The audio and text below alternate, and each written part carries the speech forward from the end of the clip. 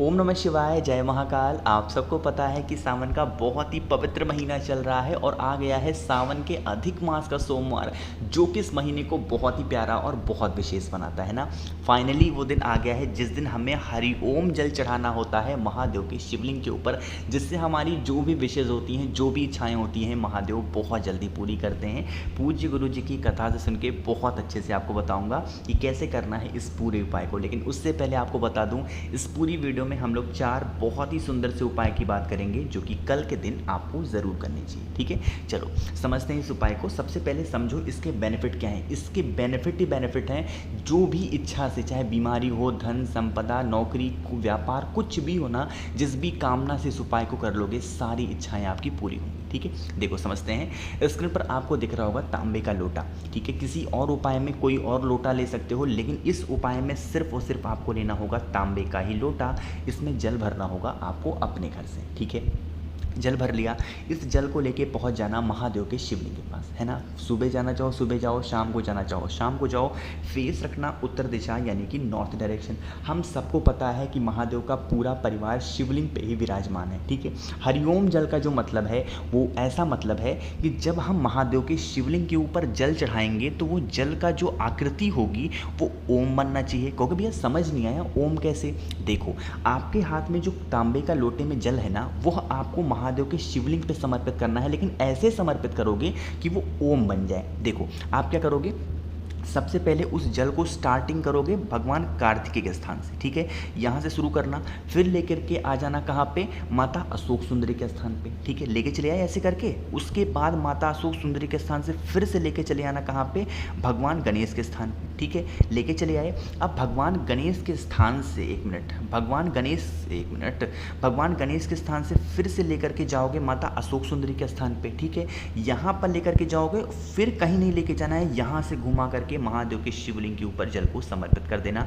अरे देखो ओम बन गया कि नहीं बन गया, है ना, बन गया कि नहीं बन गया। तो इसी तरीके से आपको हरि ओम जल चढ़ाना है। अब मुझे ऐसे इजी लगता है तो मैं ऐसे ओम बनाता हूँ।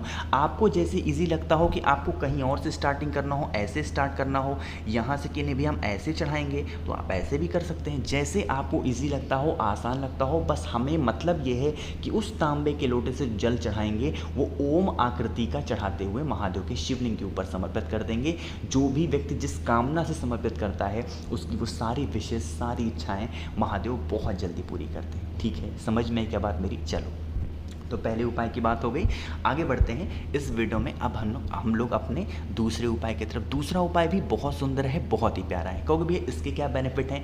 इसके बेनिफिट हैं कि अगर आपके घर में कोई व्यक्ति बीमार है तो इस उपाय को कर सकते हैं। अगर आपकी कोई इच्छा अधूरी रह जा रही है तो भी इस उपाय को कर सकते हैं ना। देखो, इस उपाय के लिए हमें लेना होगा चंदन। सबसे पहले समझो पीला चंदन। तो यहाँ पर बहुत लोग मैसेज करते हैं भैया हमारे पास अष्टगंध है, तो आप अष्टगंध भी ले सकते हैं, कोई दिक्कत नहीं। ठीक है, पीला चंदन ले लिया। साथ ही साथ लेना होगा आपको लाल चंदन। आप पीला चंदन लो या फिर लाल चंदन लो, इसको छोटी सी कटोरी में डाल के थोड़ा सा पानी डाल के घिसा ज़रूर करिए। जितना घिसोगे चंदन को उतना उसका महत्व बढ़ता चला जाए, है ना, समझ में। चलो, इतना हो गया। साथ ही साथ लेना होगा एक बहुत ही प्यारी सी, बहुत ही सुंदर सी बेलपत्र। यहाँ पर जो मैं बात बताऊँगा, मेरी बात बहुत ध्यान से सुनना। देखो, आपको क्या करना है, जो बड़ी वाली पत्ती दिख रही है, इस पर आपने जो चंदन लाल वाला घिस रखा है ना, उसको लगाना अच्छे तरीके से। जितने अच्छे तरीके से लगा सकते हो उतने अच्छे तरीके से लगा देना। ठीक है, लगा दिया। बाकी बात आती है कि जो हमारे पास में पीला चंदन है, नीचे की जो दोनों पत्तियां होती हैं, इन दोनों पत्तियों पे आपको अच्छे तरीके से पीले चंदन का लेपन करना है। जितना अच्छा आप लगा सकते हो, जो कैसे मैंने लगा दिया, इसी तरीके से आप भी लगाना। ठीक है, अभी आपको एक छोटी सी चीज़ और लगानी है। जिस जगह पे तीनों पत्तियों का मिलन होता है, यानी कि इस जगह पे जहां मैं ब्लू कलर से पेंट कर रहा हूं, इस जगह पे आपको लगाना होगा शहद। क्या लगाओगे, शहद। तो जब आप सारी चीज़ों को लगा दोगे तो आपका जो बेलपत्र होगा कुछ इस तरीके से सज करके आ जाएगा। अरे आएगा ना। तो आपको इस बेलपत्र को लेना है, एक तांबे का लोटा लेना और जल भर लेना। इसमें कहाँ से, अपने घर से, है ना। इन सभी चीज़ों को लेके पहुंच जाओगे कहाँ पे, महादेव के शिवलिंग के पास। सुबह जाना चाहो सुबह जाओ, शाम को जाना चाहो शाम को जाओ। जो एक बेलपत्र आप पर आपने लगाया हुआ है, पीला चंदन, लाल चंदन, शहद, उसको माता अशोक सुंदरी के स्थान पे रख देना। यहाँ पर रखने का एक तरीका है, जिस साइड में आपने चंदन वगैरह लगाया हुआ है वो साइड शिवलिंग को टच होना चाहिए, छुआना चाहिए, यानी कि उल्टा रखना होगा। ठीक है, रख दिया। डंडी रखना बाहर की तरफ, पत्ती होगी महादेव की तरफ, और फेस रखना उत्तर दिशा नॉर्थ डायरेक्शन, और एक लोटा शुद्ध जल तांबे के लोटे से महादेव के शिवलिंग के ऊपर समर्पित करना। जो भी कामना होगी, जो भी विशेष होगी, उस कामना से इस उपाय को कर लेना। अगर किसी इच्छा से कर रहे हो तो अपनी कामना बोल देना, अगर बीमारी के लिए कर रहे हो तो जो भी व्यक्ति बीमार है उसका नाम और गोत्र बोल करके इस उपाय को कर लेना। आपकी सारी बीमारियां दूर होंगी और जो भी इच्छाएं होंगी महादेव पूरी ज़रूर करेंगे। ठीक है, समझ में ये बात। चलो, तो यहाँ पर हम लोगों ने 2 उपाय की बात कर ली है। आगे बढ़ते हैं इस वीडियो में हम लोग अपने तीसरे उपाय की तरफ, लेकिन उससे पहले एक छोटा सा काम जो मैं हमेशा हर वीडियो में बोलता हूँ, और वो है वीडियो को करिए लाइक। जितने भी भाई बहन अचानक से चैनल पे आए हैं, मेरी आवाज़ पहली बार सुन रहे हैं, तो चैनल को सब्सक्राइब करेंगे। ठीक है, इस तीसरे उपाय के बेनिफिट क्या हैं, फ़ायदे क्या हैं। अब ये सोमवार का दिन है और दीपक का उपाय ना बताऊं, ऐसा हो ही नहीं सकता। इसके 2 फायदे हैं। पहला फ़ायदा तो धन संपदा होगी, माता लक्ष्मी का वास आपके घर में नहीं होता तो करना है। दूसरा, आपकी कोई ऐसी इच्छा है जो काफ़ी दिन से अधूरी है तो भी इस उपाय को करना। ठीक है, क्या करना है, सोमवार के दिन प्रदोष काल में एक आपको घी का दिया लंबी बत्ती का कहाँ पर लगाना चाहिए, हमेशा बेल पेड़ के नीचे लगाना ही लगाना चाहिए। डेली लगाओ ना लगाओ कोई दिक्कत नहीं है, लेकिन हम सबको पता है कि शाम के टाइम पे प्रदोष काल में माता लक्ष्मी का वास बेल पेड़ के नीचे होता है, तो दीपक लगाना चाहिए। लेकिन यहाँ पर लोग गलतियाँ करते हैं, वो दीपक को ऐसे ज़मीन है तो उसी ज़मीन पे ले जा करके रख देंगे। यह एक गलत तरीका है पूजा को करने का, दीपक को जलाने का। जब आप बेल पेड़ के नीचे दीपक को लगाएं, तो जैसे मान लो ये आपकी ज़मीन है, तो आपको क्या करना चाहिए, इस ज़मीन के ऊपर कुछ ना कुछ रख देना चाहिए। चाहे आप थोड़ा सा चावल रख दो, आटा रख दो, कुछ भी रख दो।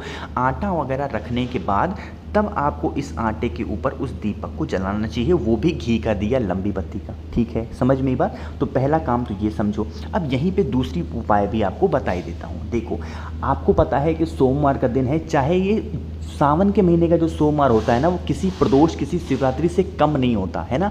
तो आपको क्या करना है, एक दीपक आपको जलानी होगी। ऐसे दीपक लिया, उस दीपक में 2 बत्ती लगाना। एक बत्ती को आपको लगाना होगा माता सती के नाम की, और एक बत्ती होगी भोले शंकर के नाम की। दोनों का मिलन कराना है। कहोगे भैया प्रदोष के दिन करते हैं, नहीं, आप किसी विशेष दिन इस उपाय को बिल्कुल कर सकते हैं। और सावन के सोमवार इतना पवित्र दिन शायद ही कोई माना जाता है ना। तो आपको इस तरीके से 2 बत्ती लगानी होगी। एक बत्ती आपको लगानी होगी भोले शंकर के नाम की, दूसरी बत्ती आपको लगानी होगी माता सती के नाम की। अलग अलग बत्ती को नहीं करना है, दोनों बत्तियों को आपस में जोड़ देना।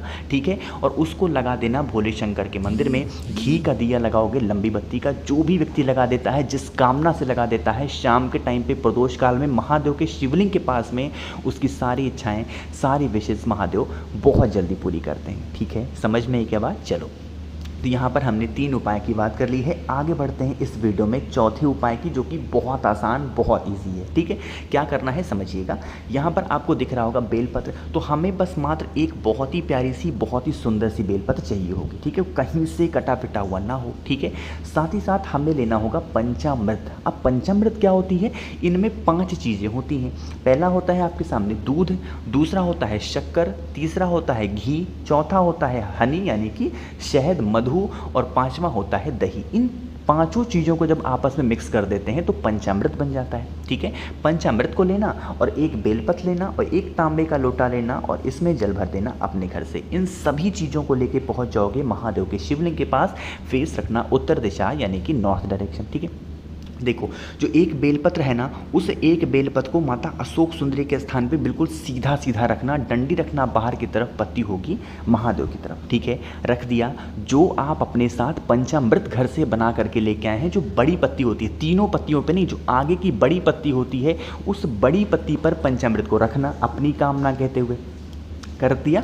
उसके बाद उसी पत्ती पे से जो पंचामृत होगा उसको उठाना। ठीक है, उठा करके उसी पंचामृत का लेपन अच्छे तरीके से महादेव के शिवलिंग के ऊपर श्री शिवाय नमस्तुभ्यम का ध्यान करते हुए कर देना। और जो 1 लोटा जल आप अपने घर से लेके आए हैं, उस 1 लोटा जल को महादेव के शिवलिंग के ऊपर श्री शिवाय नमस्तुभ्यम का ध्यान करते हुए साथ ही साथ अपनी कामना ज़रूर बोलना, जिस कामना से इस उपाय को कर रहे हो। ठीक है, जो भी व्यक्ति इस उपाय को कर लेता है, उसकी इच्छाएँ, उसकी जो विशेष होती हैं बहुत जल्दी पूरी पूरी होती हैं, महादेव इससे बहुत ज़्यादा खुश होते हैं। तो इस पूरी वीडियो में हम लोगों ने 4 उपाय की बात की है, जो भी आपको ईजी लगता हो, आसान लगता हो, अपने फैमिली के हिसाब से आप कर लेना, ठीक है। कुछ पूछना हो तो नीचे कमेंट में पूछ सकते हैं, मैं पूरी कोशिश करूँगा रिप्लाई करने की। जितने भी भाई बहन मेरी आवाज़ पहली बार सुन रहे हैं, चैनल को सब्सक्राइब करेंगे, और एक छोटा सा रिक्वेस्ट, और वो है कि वीडियो को लाइक ज़रूर किया करिए। ओम नमः शिवाय, जय महाकाल।